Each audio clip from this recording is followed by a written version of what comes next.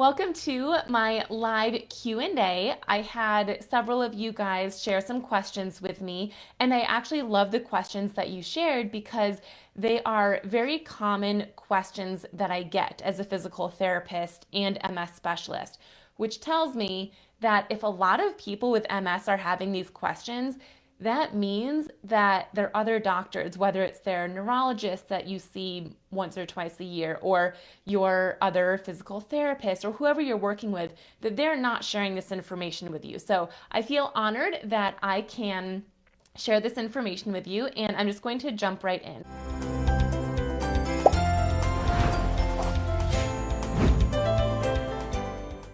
I have my questions over here. So if you see my eyes going this way, I'm just looking at our questions. We have 1, 2, 3, 4, 5, 6 questions that we're going to review today. So the first one is, if you have hyperextension and your hamstring is very sore, how do you strengthen your quad? So if knee hyperextension, for those that don't know, is when your knee locks and even goes back slightly further than a locked position. And this can often be very sore and painful sometimes for your knee. It occurs because of quad weakness. So that means that the muscle on the front of your thigh is fatigued or weak, and therefore it's either going to buckle or give way, or the opposite, which is hyperextending, locking into place. So in this case, the person is saying that her knee hyperextends and that causes tightness and soreness in her hamstring and her knee.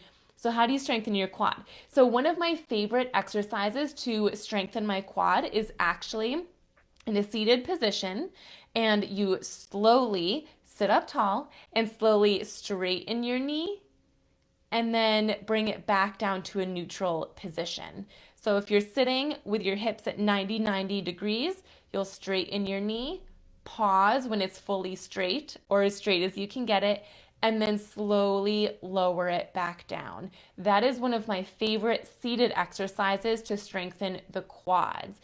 The reason for that is because, one, it's an effective exercise, but two, because you're sitting, it takes out any other muscle group that otherwise might overcompensate. So that's my favorite exercise.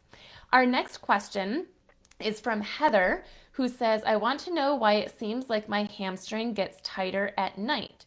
It feels like every position I sleep in at night gets me tighter. Is there a way that I should be sleeping to help with spasticity? So this is a great question, Heather. One thing that I typically suggest is to stretch any muscle that you feel tightens throughout the night before you go to bed. Not only before, but right before. So if you go to bed at 10:30 p.m., at 10:15 p.m., stretch your hamstrings or whatever muscle group it is. But in this case, Heather's asking about hamstrings. When your knees are bent, your hamstring muscles are shortened. Therefore, spasticity in your hamstrings might kick in a bit more if you're in a position where your knees are bent. So you can try playing around with having your knees bent versus straight while you're lying down. But either way, I would also advise you to stretch your hamstrings before. You can stretch them in bed while you're sitting up in bed, legs extended out straight. Just keep a flat back and slowly hinge forward. That's a great way to get a stretch for your hamstrings. And I would suggest either holding that for about 30 seconds and do that, I would say 3 to 4 times for each hamstring, or stretch and hold in that position for a solid 5 minutes. Newer research has suggested that spasticity is released most from stretching that's static prolonged, meaning not just 30 seconds or not just 1 minute, but 5 minutes or 10 minutes, something that's a bit longer. So that's what I would suggest for hamstring tightness, specifically while you're sleeping in bed. So even if you don't feel tight before bed, still stretch right before. Our next question is from Peggy, who is asking for the best stretch for the MS hug. The MS hug is really tricky because there are different things that work for different people with MS. So for example, some people with MS who have the MS hug will feel so much better with stretching, whereas other people, they don't feel better at all from the stretching, but they will feel better from movement. So it's really hard to say what the best stretch or best thing to do for the MS hug is. I'll give you some options and you can try it out. But as I mentioned, for some people, just general movement. So just moving your arms or maybe cross punching like this or over this way, just general movement. Sometimes people will do yoga or Tai Chi, and that can help with the MS hug. For stretches, you'll know if it's best for you because it will feel, you'll get that sigh of relief. So, one of my favorites is just twisting. So, keeping a flat back and twist either way. Or I like tipping. You can add the arm if you want, but this will get more of this side stretch. You can also do some cat cows. So, really rounding and then really extending. So, you can do some of those movements. But try all of them out. Try some movement, see if that helps. Try some side bending or some twisting or flexion extension and see if any of those things help. Additionally, if we are talking about stretching, remember there's different options. You can hold each stretch for just 2 or 3 seconds and then release and then go back into it. This is dynamic stretching and do that 20 to 30 times, or static stretching where you hold for 30 seconds and then release, and you do that 2 to 4 times each side, or spasticity style stretching where you just hold it for 5 minutes. So find a stretch that feels like it gives you that sigh of relief or feels like it's a helpful one, and then play around with dynamic versus static prolonged. Our next question is Valerie, and she says, MS is new for me. Most of my symptoms are sensory, but I have read about spasticity and feel I might have some, but can't quite grasp what it is. For me, it feels like tightness in my right leg and the urge to constantly stretch it out. Is that spasticity? So Valerie, that's a great question. And if anyone is watching live, feel free to share your own experience with spasticity. I will share with you that of all of the clients that I work with, everyone states that their spasticity feels slightly different. But some generalizations that I do here are that spasticity feels like excessive tightness, heaviness, like it can't move. Sometimes it physically prevents movement. Maybe you try to straighten your knee or bend your knee and it just doesn't move at all. So it feels a little bit different for each person, but those are the typical things that I hear. And often it does feel like you will need to stretch it out, or it'll just feel rigid, like as I mentioned, like it's preventing some movement. And I think it's important to note here that spasticity has so many ranges. There's a scale called the Modified Ashworth Scale, and it measures spasticity, and it ranges from 0, which is no tightness, and then level 1 means there's tightness, but you can fully move, you still have full motion, and then it goes all the way up to 5, which is rigidity, meaning it's stuck, and there is nothing that the strongest person in the world can do to move that body part, and everywhere in between. So, Valerie, you might have grade 1 spasticity, or grade 2 spasticity, or 2 plus, or 2 minus. So there's so many different levels. Or maybe it's not spasticity. Maybe it's just excessive muscle tone or muscle tightness. Regardless, stretching is always going to be a good option. And there are medications for spasticity, and you can take them at different doses depending on how much your spasticity impacts you. So that's something that you could talk to your neurologist about to see if they think it would be a good fit for you. Our next question is Brenda, who says, explain to me the difference between what an exacerbation and a flare-up is. Also, is it normal with MS that some days you get weird symptoms like tingling or blurry vision or slurred speech, balance issues, lightheaded, etc., yet the next day you're fine? I would ask my neuro, but I don't get to speak to him again until December. Brenda, so two parts to your question. The first part, an exacerbation is the same thing as a flare up. Another word is a relapse. There's a lot of words that float around in MS, and it can be hard to determine, well, what's the same meaning versus a different meaning.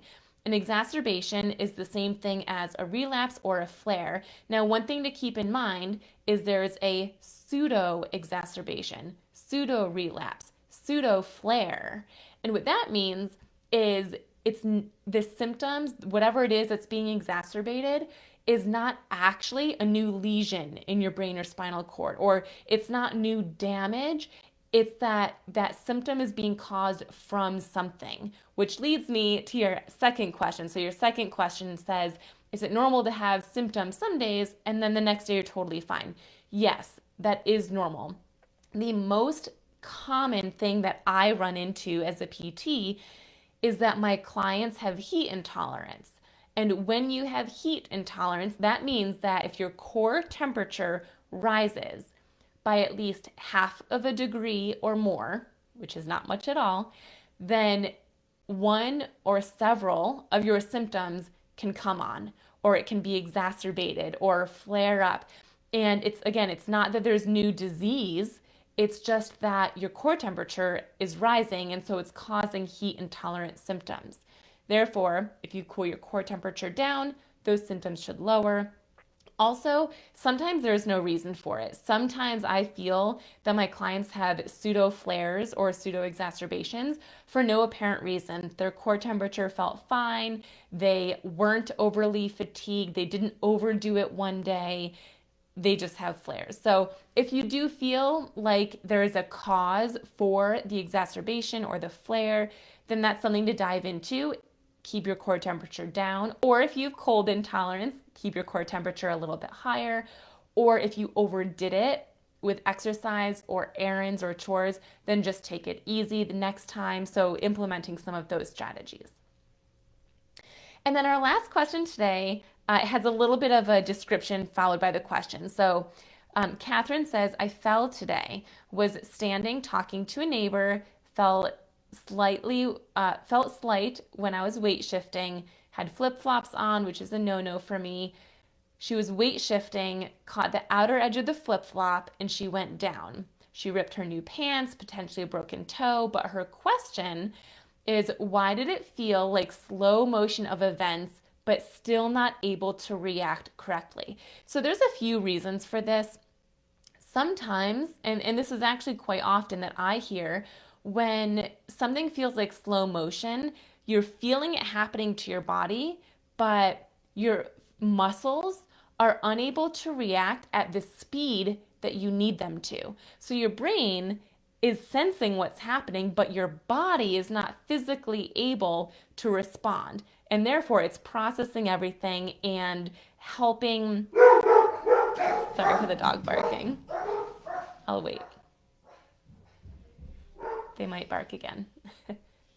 Okay, so when your brain is processing it, you know what's going on, you can feel your body moving, but you just can't correct it. So that is a normal thing.